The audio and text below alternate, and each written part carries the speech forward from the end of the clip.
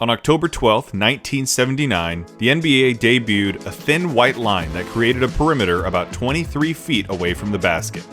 Because of the distance and new perceived difficulty of shooting from behind this arc, any field goals made beyond it would award the shooter 3 points, rather than the traditional 2.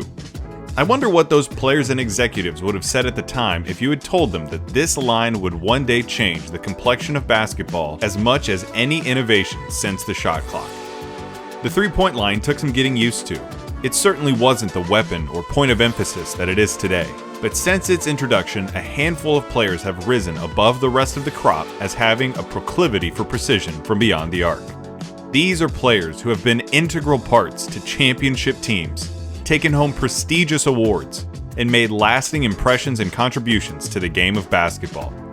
There have been many great shooters in NBA history, each with a claim in some form or another to the title as greatest shooter of all time. Today, I'll be making the case for Stephen Curry as the greatest shooter in NBA history. Actually, no, I'm not. I meant to. I really did. Listen, I was going to make a video making the case for Steph as the greatest shooter of all time, and I was going to present it like it was going to be a whole making the case series, and then bamboozle you when I only made his video. Because he is, without question, the greatest shooter of all time. But that's the thing, it's too easy to say that. He is so head and shoulders above the rest that it really isn't fair. So instead, I'm double bamboozling you. I want to look at what it means that Steph is the greatest shooter of all time. So today, I'll be making the case for Steph Curry as the most influential player of his generation.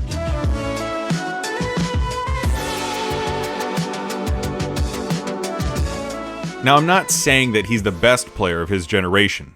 I'm pretty sure you'd agree with me on that. But the effects that he's had on the game have been, to me, unparalleled. He's been the vanguard of the modern style of basketball and the cornerstone of the new standard of team building.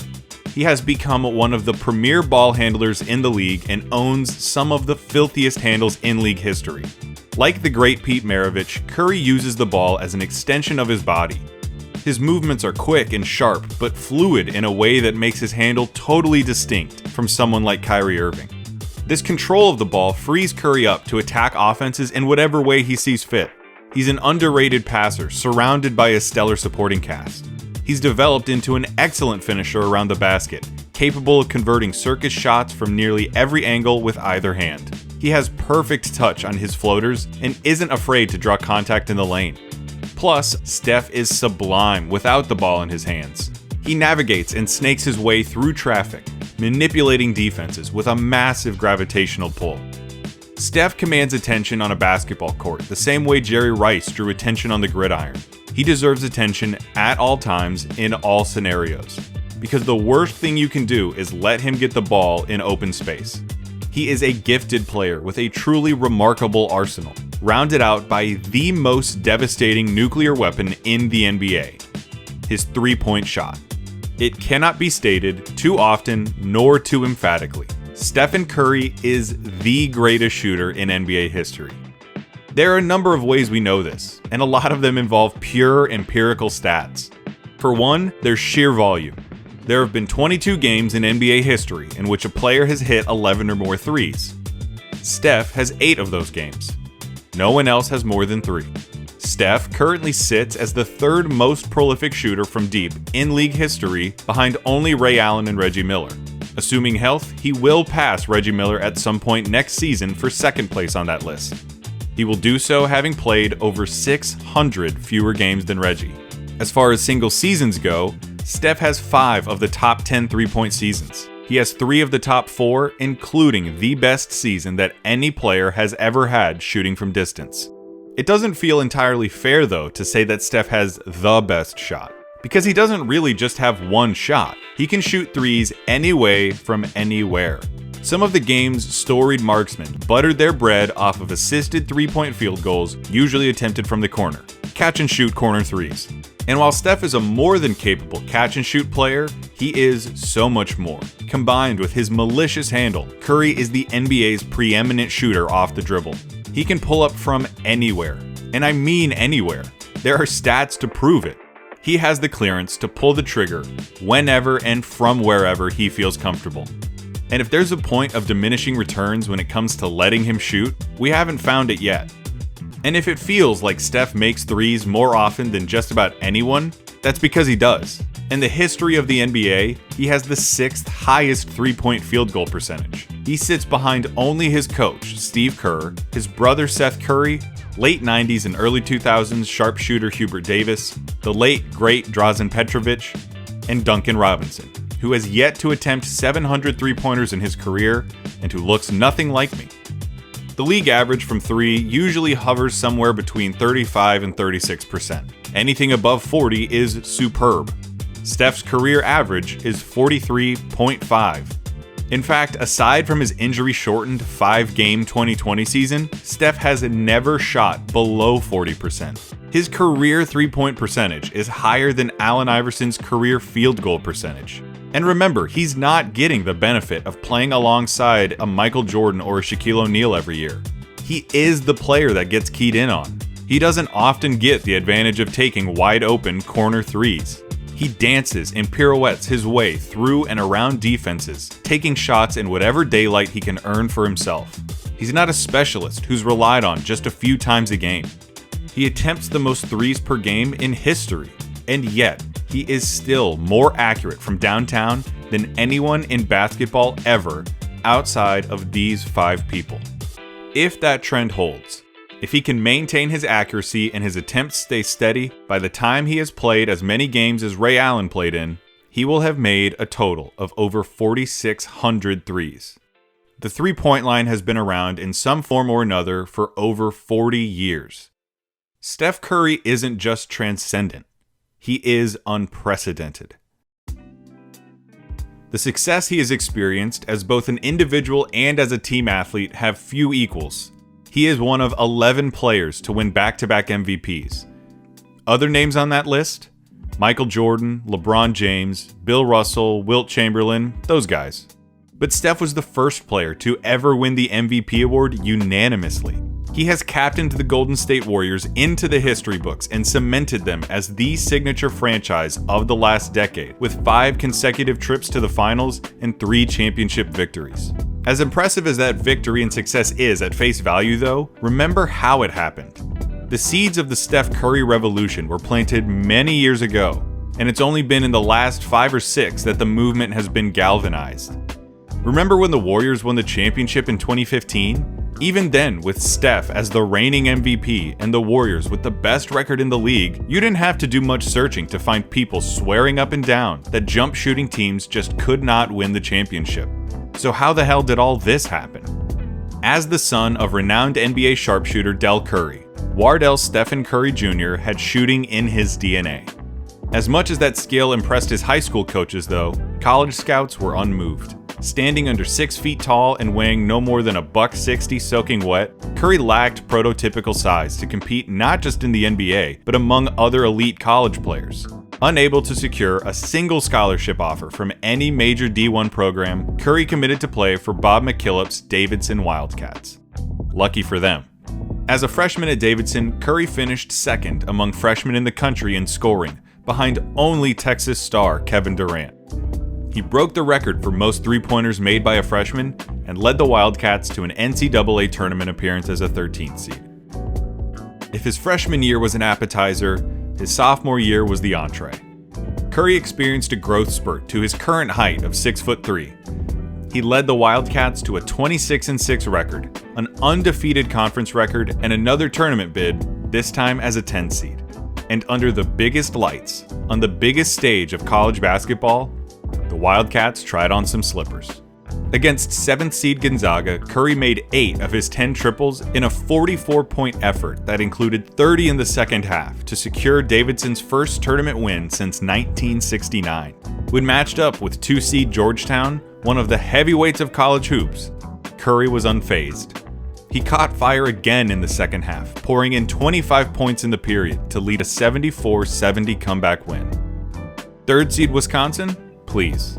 How about 33 points to send Davidson to their first Elite Eight appearance in nearly 40 years? It wasn't until the Wildcats were matched up against the 1 seed and eventual champion Kansas Jayhawks that the Magic ran out in a 2-point loss. In that game, Steph Curry hit his 162nd three-pointer of the season, a single-season record that still stands today. If you're a fan of college basketball and of March Madness, you probably still remember in pretty good detail Steph Curry's magical Cinderella run. And following his junior year at Davidson, Curry declared for the draft. He'd already established himself as a household name and was primed to be a generational marksman in the pros. But there were still red flags surrounding the hot-handed phenom. Here are some points from NBA scouts and draft analysts. Steph Curry would be a contributor, productive, reliable, fun, maybe even memorable, but he shouldn't expect a trip to Springfield. So as the draft unfolded, Steph watched 6 other players shake hands with David Stern, including 4 other players at the guard position. And yeah, it seems silly now that Curry was taken behind anyone, and we can talk about the massive misses on guys like Hasheem Thabeet and Johnny Flynn. But it's still a credit to the kind of upside that Curry brought to the table that he was still, despite all of his perceived red flags, taken as the 7th pick in the draft by the Golden State Warriors. And once in the league, Curry quickly put to rest any kind of skepticism. He proved that he could be an effective shooter at the next level, established himself as a primary scorer, and finished second in Rookie of the Year voting to Tyreke Evans. But it wasn't long until that excitement turned to worry. After undergoing ankle surgery and missing 8 games of his sophomore season, Curry required more intense ankle surgery and missed 56 games of his 3rd professional season.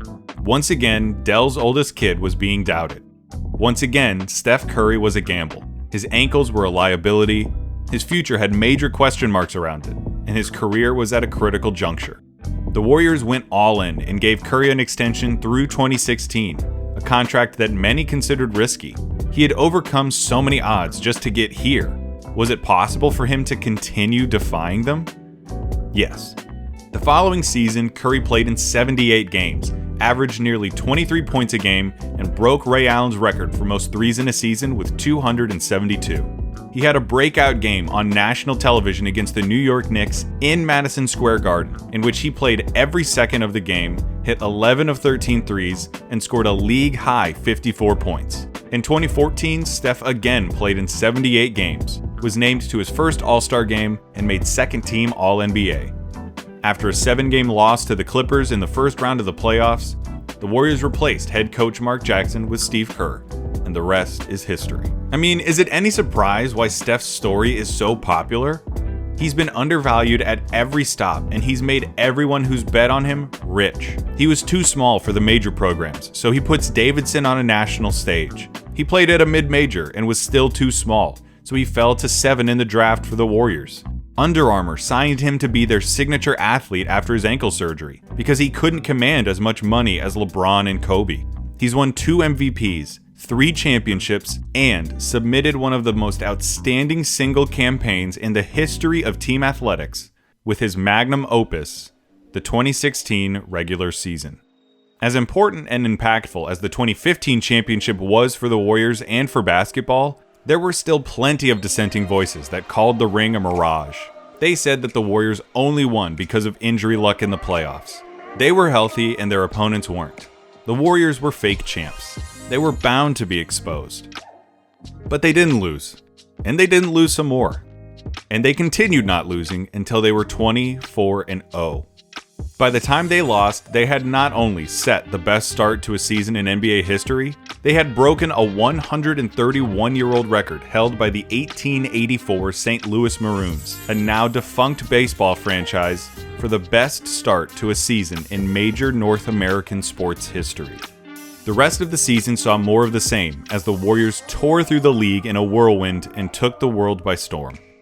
Along the way, Steph led the league in scoring and steals and became the 7th player to have a 50-40-90 season. He also broke his own three-point record. Actually, broke is the wrong word. He obliterated it. Before 2016, no player had ever hit more than 300 triples in a single season. Steph hit 402. To this day, no one has come all that close. James Harden has come the closest, but even he fell 24 threes short and took over 1,000 threes to get there. When Steph set his record, he took less than 900. The Warriors were the most entertaining show on television. The offense had beautiful ball movement, fast-paced attacks, and innovative, masterful shooting displays across the roster. The players all had a synergy with each other that made the Warriors a force on both ends of the floor. That synergy translated to a 73-9 regular season record, the NBA's best regular season ever, by anyone in history. And the catalyst for the best regular season ever by anyone in history was now the most popular basketball player in the world. The baby-faced assassin was flipping the stereotype of shooters on its head. The undersized point guard was breaking the mold for what it meant to play at his position. He appealed to all ages.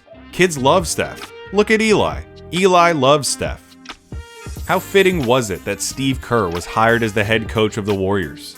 Steve Kerr, the most accurate three-point shooter ever, certainly must have felt some kind of kinship with players like Curry and Klay Thompson. Steve Kerr, who had been coached by the Greg Popoviches and the Phil Jacksons of the world, was able to incorporate their teachings into his philosophy. How fitting was it that Steve Kerr was the one to tell Steph Curry, Klay Thompson, the Warriors, and the league, the light is green. You might argue that despite this league-wide shift in emphasis, that someone like LeBron or Kevin Durant is more influential though. LeBron, after all, has been the face of the NBA and the league's best player for what feels like an eternity. Plus, his decision to join the Miami Heat helped set in motion the player empowerment era, in which players have been liberated to pursue their interests first, rather than those of the organization or fan bases. To that end, you might also say that Kevin Durant had a greater impact. His decision to come to the Warriors following the 2016 finals was the extreme and logical conclusion of LeBron's decision. It was possible only because of a random salary cap spike and continues to send shockwaves and ripples throughout the league. And both of those are fair points, but we will remember this era distinctly as the three-point era, and it is Steph Curry who has brought it into being and blossomed within it. Plus, as far as player empowerment goes, KD went to Steph's team. One of the best players of all time joined forces with the guy who had just won 73 games in an 82-game season. It doesn't get much more player empowerment-y than that. And if you want to say that two of Steph's rings were won with Kevin Durant, that's fair. But remember that at no point, no matter how well he was playing, nor how many final MVP awards he took home, was that Warriors team ever KD's team. It might have been one of the reasons he left. It was always Steph's team. Not because Steph strutted around declaring superiority, but simply because of the Duncan-esque rock that Curry had become for that franchise. And while he was breaking basketball, he broke me too. You see, when I first got into basketball, I was in high school. I was late to the party and I decided that I needed a team. I hooked my bandwagon up to the Clippers. And believe me when I tell you, I hated the Warriors and I hated Steph Curry. I was one of the haters and doubters after they won the 2015 championship. I couldn't stand them. So imagine my horror when the Warriors roll out the best start in American sports history. Everybody fell in love with Curry and the Warriors. It sucked to root against those Warriors. It sucked to root against Steph Curry. For one, they always won, so rooting against them yielded few results. But more than that, I felt like I was depriving myself of an immutable experience. Teams weren't supposed to be this good. This was a once-in-a-generation type of experience. But I kept the faith, I walked the straight and narrow. I listened through bleeding ears to everyone gush about how fresh and enjoyable and electric the Warriors were. And every time they were on TV, I watched through gritted teeth as they castrated another helpless team as they rode towards history. Finally, one day, with my resolve having been beaten down senselessly, it happened. I remember exactly where it happened. I remember who I was with, what I was doing, and how I felt. Saturday, February 27th, 2016. The Warriors were 52-5, looking to stay on pace to surpass the 96 Bulls. In their way on that Saturday night was the Oklahoma City Thunder, Russell Westbrook and Kevin Durant. National TV, Mike Breen and company, in Oklahoma City. It felt like a very big deal. And it was. The game lived up to every bit of hype.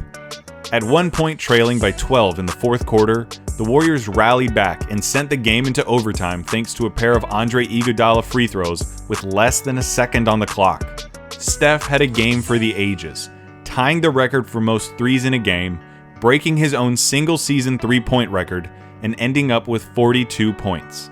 The man was incomparable and capped off his night with the most arrogant, disrespectful, unfair shot I will likely ever see in my life. With the game tied, coming off of a missed Russell Westbrook pull-up, the Warriors secured the rebound and got it into Steph's hands. The Warriors had a timeout. They could call it, drop a play, and advance the ball. They didn't. Steph Curry, 52-5, tie game, overtime, national television. What do you think he does? You have a timeout. Decide not to use it. Curry, way downtown. Bang! Bang! Oh, what a shot from Curry! And that was it. I was broken. I couldn't take it anymore. I wasn't resigning as a fair-weather Clippers fan, but I retired my jersey as a Warriors hater. They were just too good. He was just too good. I don't know how else to say it. He's changed the game. Whether he is just the most outstanding microcosm of a larger philosophical shift, or he is the intrepid pioneer carrying a sport into uncharted territory, Steph Curry represents the latest form of basketball's constant metamorphosis. It's irrefutable and irreversible. Right now, the future looks a lot more like Steph Curry than it does Wilt Chamberlain, whether you like it or not. This period of the game will be remembered in a multitude of ways. We'll remember the seasons, the moments, the players, the championships. We'll also remember that in this era, the sport took on a new identity, and we'll remember the player who did the most to make it happen. Steph Curry is the most influential player of his generation. Case closed.